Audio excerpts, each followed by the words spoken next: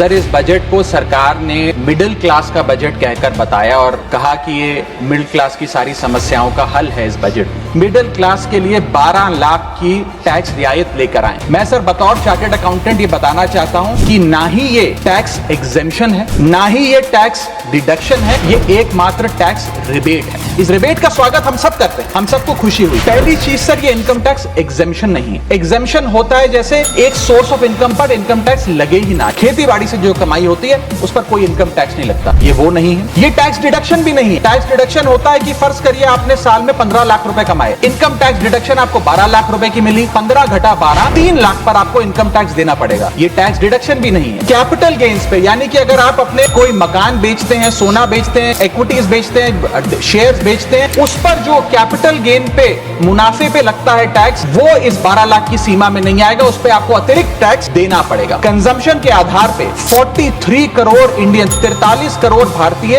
भारत की middle class में आते हैं। 43 करोड़ में से मात्र 2 से 3 करोड़ लोगों को ही इसका फायदा होने जा रहा है। उसका हम स्वागत करते हैं, लेकिन बाकियों के लिए क्या? वित्त मंत्री जी ने यह फैसला जब सुनाया तो कहा कि इससे भारत की कंजम्पशन बढ़ेगी, खपत बढ़ेगी और इकोनॉमी का चक्का, इकोनॉमी का पहिया चलने लग जाएगा। मैं आपको बताना चाहता हूं और इस सदन में भविष्यवाणी करता हूं सर कि इस टैक्स रियायत से इस देश की कंजम्पशन नहीं बढ़ने वाली। अगर आप वास्तव में इस देश की खपत यानी कि कंजम्पशन बढ़ाना चाहते हैं तो आपको इनकम टैक्स के साथ साथ जीएसटी नाम का टैक्स कम करना पड़ेगा, क्योंकि जीएसटी वो टैक्स है जो इस देश का अमीर से अमीर आदमी और गरीब से गरीब आदमी भी देता है। तो सही मायने में अगर आप भारत में खपत यानी कि कंजम्पशन को बढ़ाना चाहते हैं, इकोनॉमी रिवाइव करना चाहते हैं, तो आपको जीएसटी कम करना पड़ेगा और जीएसटी स्ट्रीमलाइन करना पड़ेगा।